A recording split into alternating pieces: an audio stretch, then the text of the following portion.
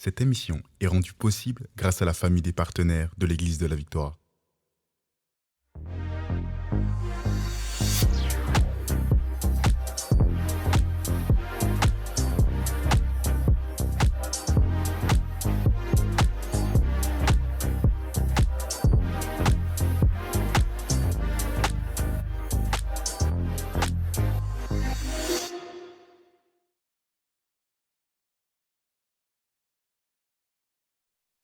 Bonjour à tous et bienvenue dans La Victoire d'aujourd'hui, le podcast pour réussir dans tous les domaines et même tous les jours. Et aujourd'hui, j'ai la grâce d'être avec Georgina. Salut Georgina.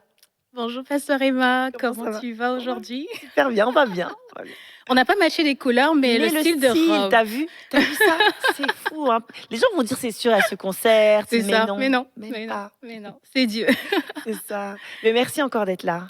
C'est un honneur pour moi d'être là, comme je l'ai dit hier. C'est vraiment un plaisir. Et déjà hier, on a vraiment partagé. C'était vraiment Vraiment. bien. Très. Et pour ceux qui n'ont pas regardé, je vous invite à retourner Mhm. sur voilà, le podcast d'hier. Et vraiment, vous serez tellement bénis. C'était vraiment magnifique. Vraiment. En fait, on s'édifie en témoignant, en parlant. Puis toi, vraiment, ton témoignage m'édifie beaucoup. Et aujourd'hui, on va parler en fait des réalisations d'une femme Oui. d'influence, parce que c'est ça notre thème de toute la semaine. C'est vraiment les femmes fortes, les femmes qui ont de l'influence. Et bah, Mhm. c'est toi, tu es ce genre de femme.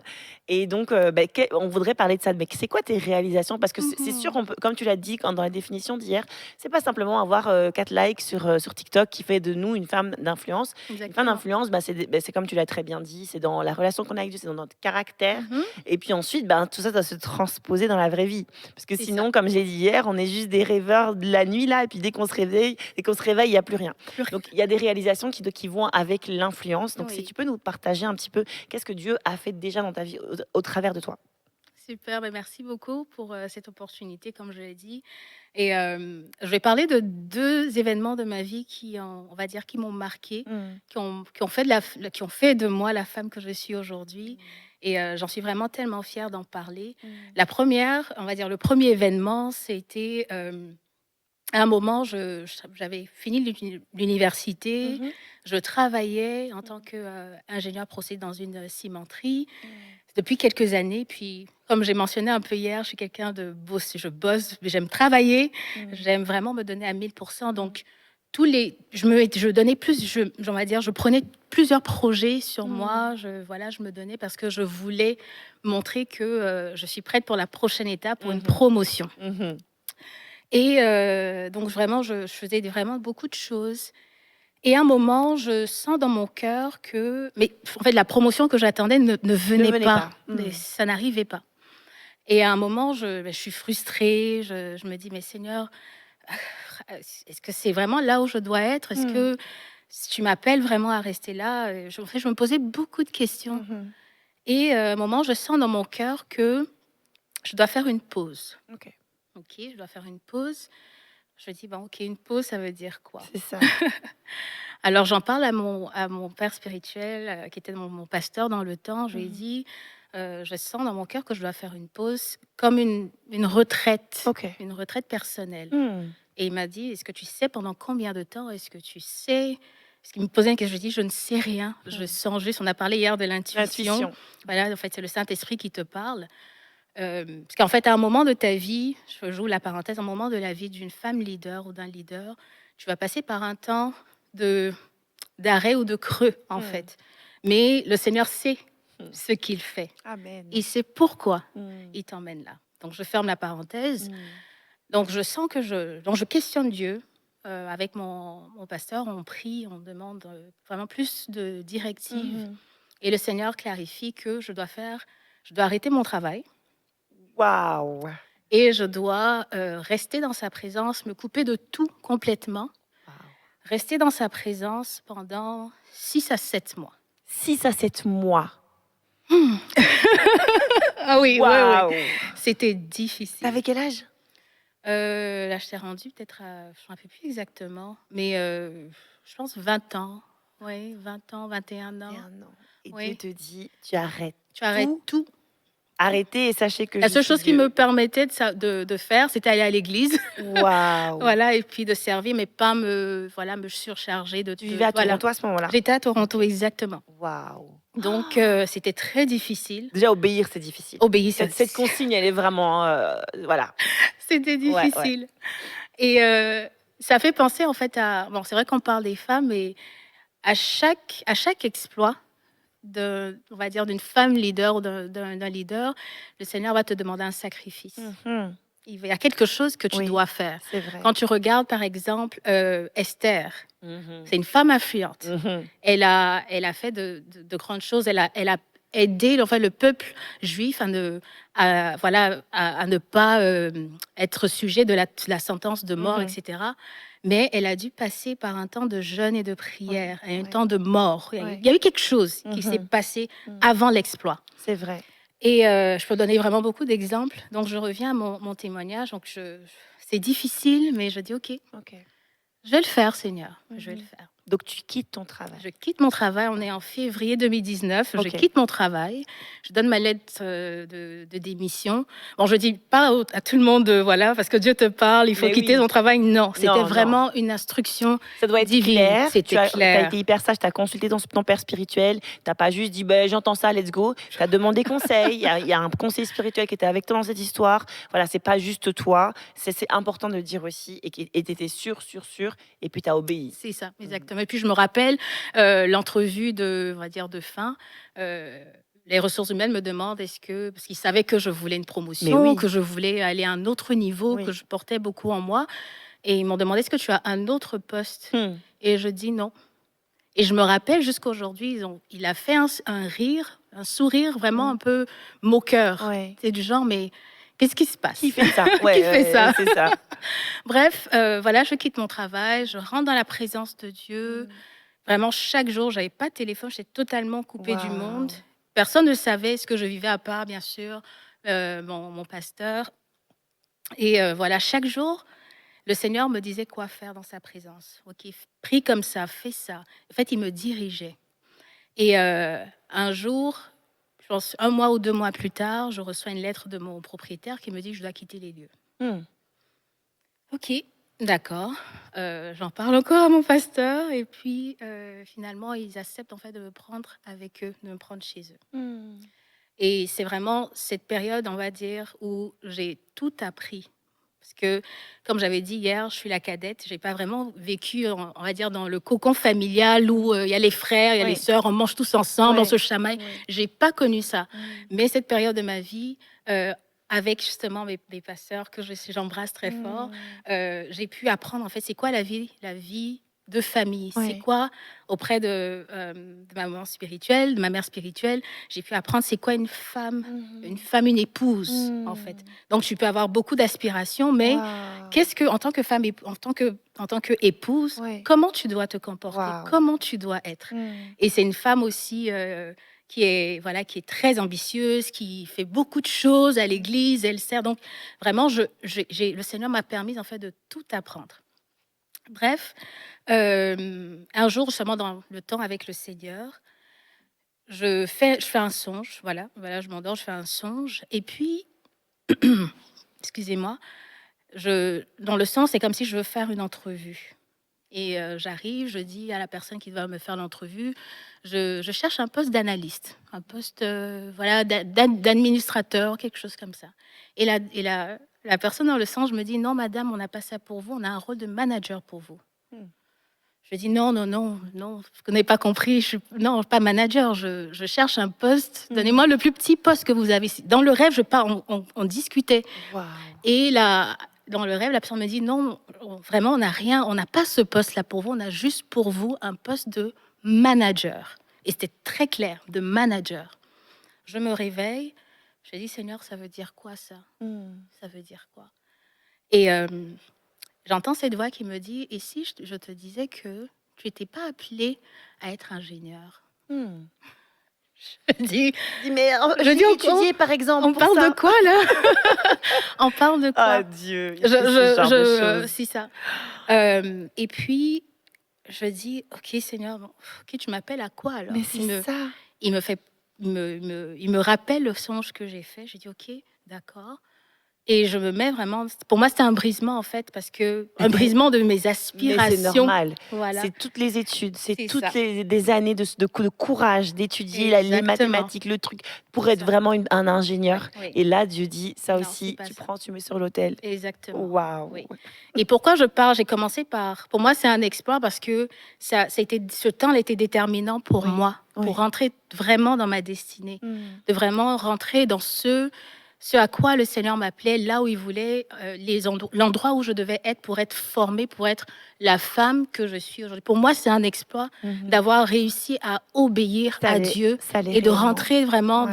dans ce, voilà, on va dire dans ce virage en fait. Oui, Voilà. oui. Hier, je disais, ce n'est pas toi qui décides ce que tu veux faire, c'est Dieu. Mhm. Et il va t'emmener à un moment, à un temps particulier où tu dois l'écouter Mhm. et il va te dire exactement quoi faire, où est-ce qu'il te veut, etc. Amen.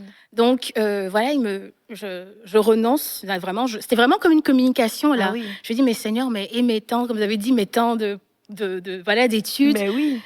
Il dit non, ce n'est pas ça. Et je pleure. Je suis dans on va dire dans la chambre. Je pleure. Enfin, c'était vraiment comme un renoncement oui. en fait. Puis là, j'ai dit Seigneur, vraiment fais ce que tu veux. Fais vraiment ce que tu veux. Les mois passent et là, j'arrive vers la fin de mon temps de retraite et encore comme une intuition, je savais que le temps finissait. Ouais. Et dans cette période, il m'a révélé tellement de choses sur ma destinée. Il m'a révélé que je devais venir à Montréal. Il m'a révélé pourquoi je devais venir à Montréal. Wow.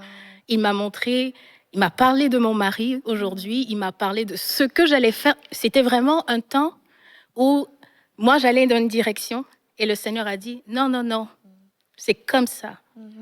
Parce que j'ai un plan pour toi. Wow. Et voilà, donc le temps de ce temps justement de retraite finissait. Et mon pasteur, il a prié pour moi. J'ai dit, bon, là, je sens que le temps on va dire le temps, ça est fini. Et voilà, il a prié pour moi. Et je me suis remise à chercher du travail. Je cherche du travail. Bon, en fait, souvent, Dieu nous parle, mais on n'écoute pas. On est têtu, faut dire ça. Donc, me voilà en train de chercher des postes d'ingénieur. Voilà, bien sûr, bien sûr, bien sûr. Et je reçois un message sur LinkedIn de quelqu'un, et puis il me dit, il cherche un consultant ou une consultante avec un profil d'ingénieur chimique. C'était vraiment spécifique. Pour une firme de consultation aux États-Unis. Il me dit, bon, j'ai vu ton profil, ça me plaît bien, on veut te parler. J'ai pas fait d'entrevue. Je n'ai pas donné mon CV. Je n'ai pas fait ça. La seule conversation qu'on a eue avec le gestionnaire, il m'a dit, OK, voilà le projet, ce que le client veut. J'avais jamais fait la consultation dans ma vie, là, jamais. Il dit, voilà ce que le client veut, voilà telle date, dans 2 semaines, on va aux États-Unis. OK. Waouh. Bref, et c'est comme ça que je suis rentrée dans, on va dire, le domaine professionnel qui répond tellement en fait à ma personnalité. C'est ça. Parce que en tant que consultant, tu es un peu comme un leader. En oui, fait. Vraiment. Tu dois communiquer vraiment. Une idée, tu apportes une solution. Tu aides des personnes à venir d'un point A à un point B. Oui. Souvent, tu vas gérer des résistances. Il faut savoir justement... Tout le monde est résistant au changement. Le changement, c'est pas... Exactement. Ouais. Et donc, c'était vraiment, pour moi, c'était en fait le rôle, on va dire le travail qui correspondait parfaitement à qui je suis. Et j'avais dit que je cherchais une promotion.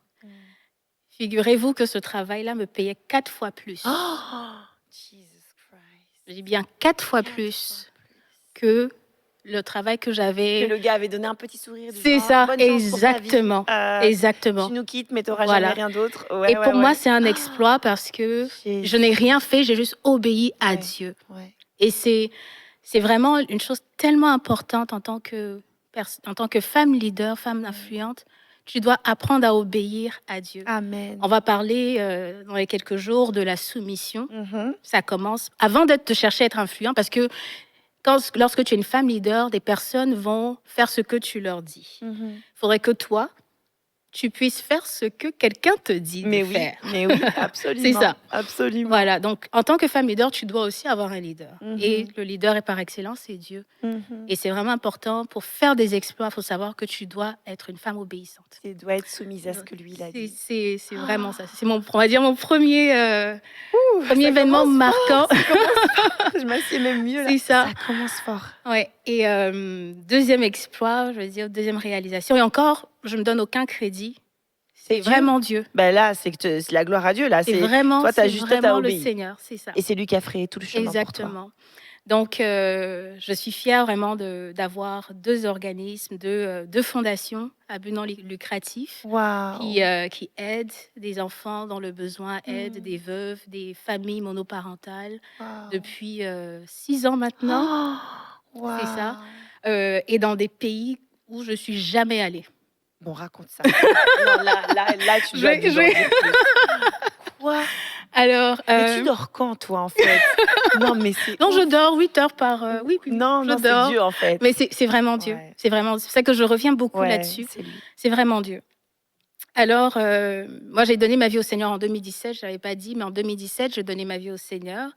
Et donc, 1 an plus tard, je rentre en contact avec un ministère. Donc, c'est pas une église, c'est un ministère d'un homme de Dieu qui a vraiment beaucoup impacté ma vie, pasteur Mohamed Sanogo. Et donc, en 2018, il a reçu dans son cœur qu'il devait aller en Haïti Ok. pour une mission humanitaire, pour des croisades, etc. Et j'ai senti dans mon cœur cette intuition que je devais y aller. Ouais. Donc, j'y vais. Et puis, voilà, tout se passe bien. On fait ce qu'il y a à faire. Et à l'hôtel où j'étais, je rencontre une jeune fille qui m'avait tellement marquée. Je la trouvais belle. Elle avait quelque chose de particulier. Je vais expliquer pourquoi, pourquoi cette femme-là m'avait marquée. Donc, je prends son contact avant de partir. La mission était terminée. Donc, il fallait revenir au Canada. Donc, je prends son contact, etc. Et quand j'arrive au Canada, je commence à faire des séries de songes où je me vois en Haïti. Je me vois dans des écoles où je vois beaucoup d'abus envers des jeunes filles. Vraiment, en songe, vraiment, c'était clair. Je me voyais dans des endroits, dans des rues où des femmes venaient vers moi pour me dire « Elles souffrent, on souffre, on a besoin de toi. » Je comprenais pas. Et bien sûr, j'en ai parlé encore. Il faut toujours revenir. Un leader doit avoir un leader. Absolument. Il doit avoir une référence. Absolument. Donc, je retourne, bien sûr, vers le Seigneur et puis mon pasteur. Je lui explique un peu tout ça. Et il me dit, continue à prier. Finalement, le Seigneur qui révèle, qui clarifie, qui me dit, il veut que je fasse une activité envers les enfants défavorisés en Haïti. Je dis, mais Seigneur, je ne connais pas l'Haïti. Je connais personne en Haïti. Je vais commencer comment? Mon Dieu. Et il me rappelle, mais tu avais vu une fille. Tu avais pris son contact. J'avais pris son contact. Ok, d'accord. Donc je contacte. J'ai dû chercher le numéro parce que je l'avais noté rapidement avant de partir. Je le retrouve, je la contacte. Puis bon, je me suis dit, je vais l'observer. Parce que je ne vais pas directement comme ça, on ne se connaît pas. Je ne vais pas dire, voilà. Exactement. Donc, voilà, on se parle de temps en temps. Et puis, un jour, le jour de son anniversaire, elle fait une action qui, en fait, pour moi, était un déclic, en fait. Elle prépare la nourriture et puis elle donne aux personnes de son quartier dans le besoin. Jésus. Puis, j'ai dit, waouh, ça montre, en fait, qu'elle a un cœur pour aider. Ouais. Donc, je lui parle du projet, je lui dis vraiment, c'est vrai qu'on ne se connaît pas, mais voilà ce que j'aimerais faire. J'ai besoin d'aide parce que je ne connais personne, je ne sais pas par où commencer. Donc, elle m'explique, je lui dis, bon, est-ce qu'on peut trouver un orphelinat? Pour moi, c'était juste une activité d'une fois, puis bon, j'allais passer à autre chose parce que bon, je savais, j'avais jamais, on aime tous les enfants, on aime tous aider, mais j'avais jamais su que j'avais cet appel particulier, à faire quelque chose pour des enfants, pour l'éducation des enfants, etc. Donc, je lui ai dit, bon, on va trouver un orphelinat. Et puis, tu me dis, qu'est-ce qu'il faut pour la rentrée scolaire? On va acheter en fonction du nombre d'enfants, on va acheter des cahiers, on va acheter plein de choses. Voilà. Donc, il me dit, il n'y a pas de problème. Et j'en parle à mon entourage, ma famille, etc. Et puis, directement, on te dit, mais en Haïti, il y a des enfants orphelins en Côte d'Ivoire. Je savais qu'on allait te dire ça, c'est sûr. Moi, c'est ce qu'on m'aurait dit. Emma, le Congo est grand, pourquoi quelle idée? Qu'est-ce qui se passe dans ta tête? Mais dans ta famille, il y a des orphelins. Même tes cousins, mais c'est vrai, Et mais ça me fait douter, voilà. Mais je dis non, c'est ça, je fonce. ouais. Et voilà, on fait la première activité. Il fallait trouver un nom parce qu'on va vers Oui, l'orphelinat, faut faut C'est s'identifier. normal. Donc je dis, bon, on va appeler ça pour les enfants. C'est facile. Pour les enfants, il n'y aura pas d'ambiguïté. C'est ça. Et justement, on l'a traduit dans la langue, en fait, en créole haïtien, Poutimunyo. Donc, on fait l'activité, puis c'était beaucoup d'argent que je devais envoyer pour l'activité. Puis j'ai dit au Seigneur, si c'est vraiment toi qui est derrière ça, permet que cette fille-là m'envoie les reçus sans que je lui demande. Et là, je vais vraiment savoir, là, je vais par obéissance, vraiment par pure obéissance, mais je veux vraiment un signe de ta part. Ouais. Et effectivement, c'est Bien ce qui sûr. se passe. C'est vraiment ce qui se passe. C'est comme ça que Dieu est. Et c'est comme ça que l'activité commence. Et voilà. Et puis, de là, en fait, moi, je pensais que c'était une activité juste une seule, ponctuelle. Mais jusqu'à présent, Jusqu'à aujourd'hui. on aide des centaines d'enfants. Oh Jésus. Par la grâce de Dieu, on a une équipe formidable que j'ai Jésus. jamais vue, des gens que j'ai jamais vus en Haïti, qui sont avec moi. Je sais même pas. Je sais même pas. Et vraiment, mon rêve un jour, c'est pouvoir les aider en fait à les employer même. C'est créer quelque chose de plus grand pour que ils puissent aussi en vivre. Puissent en vivre. Et c'est Ouais. ça aussi la force d'un leader. Le leader, Oui. il communique, il impacte. Oui. Voilà. Et il va plus loin à chaque Et fois. il va plus loin, c'est ça. Et un jour, leur laisser ça Ouais. et voilà, passer à autre chose. Donc c'est ça. Et puis, je pense quelques années plus tard, 2022, la même voix me parle du Congo. Je dis, bon, ok, je reconnais. On va parler de la Côte d'Ivoire. C'est quoi? Pourquoi? Pour moi, c'était le prochain, c'était la suite logique, mais non. Non, tu es pas Dieu. C'est ça. Et puis avant même que je sois mariée, parce que mon mari, il est congolais, mais c'était avant même que je le connaisse. Et le Seigneur m'a dit exactement avec qui je dois travailler, comment ça va se faire, etc. Et voilà, aujourd'hui, on a monté l'équipe aussi au Congo. Donc, on a gardé pour les enfants, mais dans la langue locale, voilà. En Kikongo, je crois. Voilà, c'est ça, en Kikongo. Et puis, voilà, on aide des familles. Récemment, par la grâce de Dieu, on a aidé une veuve à reprendre ses activités, parce qu'elle vendait des choses pour élever sa famille. Donc, on l'a aidé à reprendre ses activités. On va la suivre. Donc, on essaie vraiment de faire ce qu'on peut. Puis, pour moi, c'est un exploit. Oui, c'est un exploit avec Dieu. Oui. Je suis pas physiquement présente dans les activités, mais chaque fois, je suis vraiment je suis émue en fait de voir que j'apporte de la joie. On arrive à jouer avec des enfants, ils sont contents. Des familles nous remercient parce qu'ils s'attendaient pas à ça. On vient les trouver dans des situations où ils sont vraiment dans le besoin et on vient les aider et Dieu pourvoit.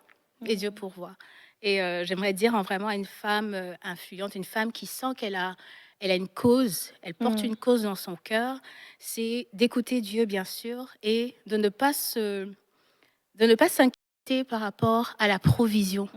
La provision, je ne parle pas forcément monétaire, je parle aussi en ressources. Mais oui. Parce qu'il faut que le Seigneur t'apporte des bonnes personnes, Absolument. de bonnes personnes avec qui tu vas travailler, qui vont porter cette vision comme si c'était toi-même, qui vont la comprendre et qui vont t'aider à manifester en fait le don ou la vision que Dieu a déposé dans ton cœur. Donc c'est vraiment, je dirais vraiment ces deux exploits là, ces deux événements de ma vie c'est vraiment une fierté pour moi. Je bénis le Seigneur vraiment de tout ce qu'il fait. Je sais qu'il n'a pas encore terminé. Il va en faire beaucoup de hyper choses. jeune là. c'est des réalisations incroyables pour ton âge.